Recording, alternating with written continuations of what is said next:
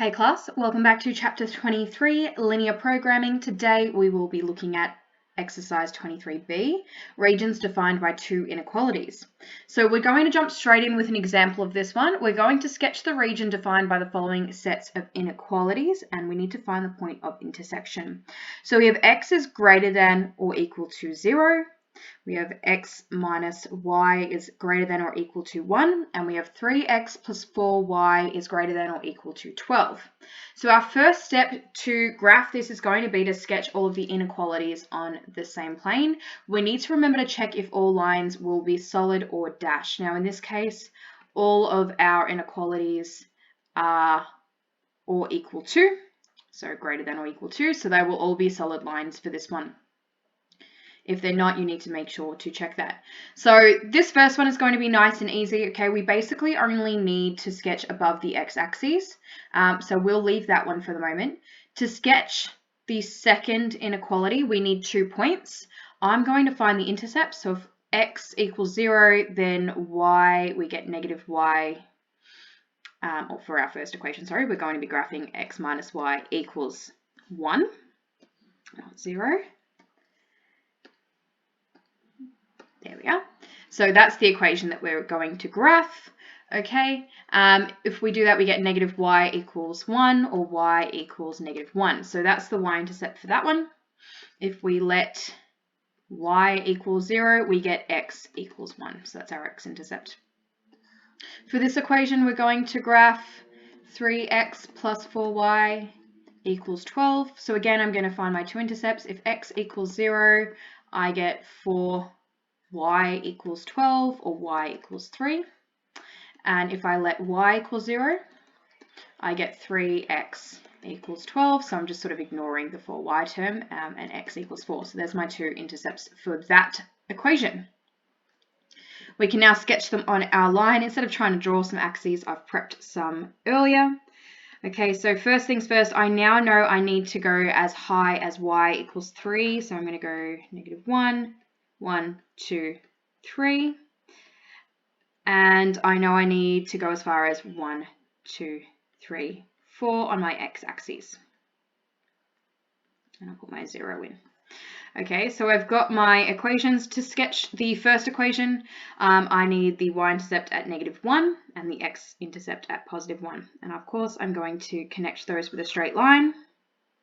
And I'm going to label the line x minus y equals 1. Remembering again that we've got that greater than or equal to, so we can keep the line solid. For the second equation, the y-intercept is 3 and the x-intercept is 4. So I plot those 2 points and again I connect them with a straight line. Ooh, pretty good. All right, and again I'm going to label that line with its equation 3x plus 4y equals 12. Again, solid line because we've got greater than or equal to. Finally, if we revert back to our, and I'll do this in a slightly different blue, okay, x is greater than or equal to 0. I also have this line here, okay, that's that equation. So that's y equals 0. Whoops, there we go. If x is greater than or equal to 0, we're looking at this point, this line here. Okay, so there's my x equals 0 line. I can now start shading in my required region. So for the x is greater than 0, I'm looking at everything above the line. This is where things get a little bit confusing. Okay, I need to test a point for each of these regions as well. I am going to remove all of the, no, we'll keep the yellow.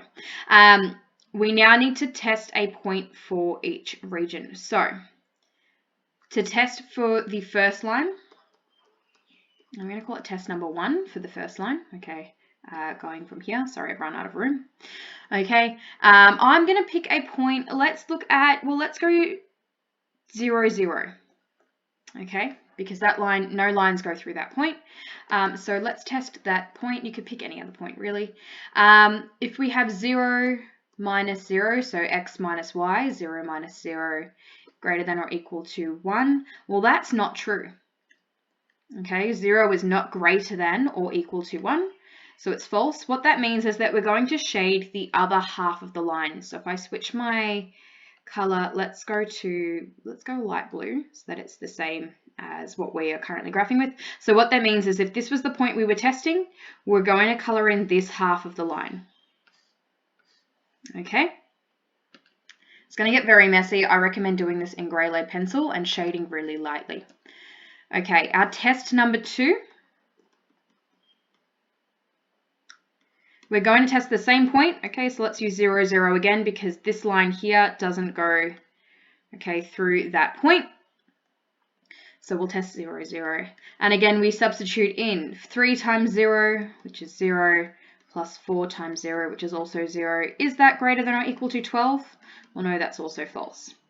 So what that means is that the point 0, 0 is also not in that half of, is not in the region. So we shade above the line. We now need to look at all of the regions that overlap. Okay, and in this case, I'm going to shade it in purple and then I'll erase all the other stuff. In this case, this region here is what satisfies both.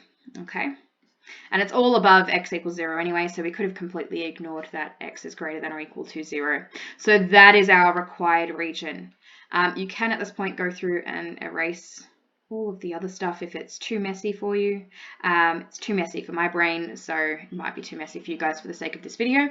So there is our required region, and of course we're going to go in and we're going to label required region.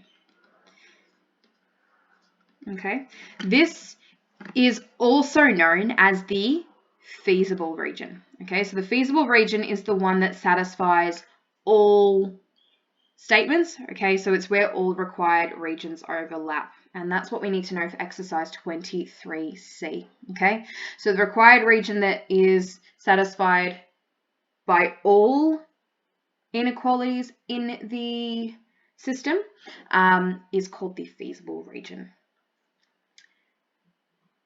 And we should also label our points of intersection as well, because as we move into exercise 23D, we're going to need to know those. Our points of intersection are here. Okay, there's really only one for the moment.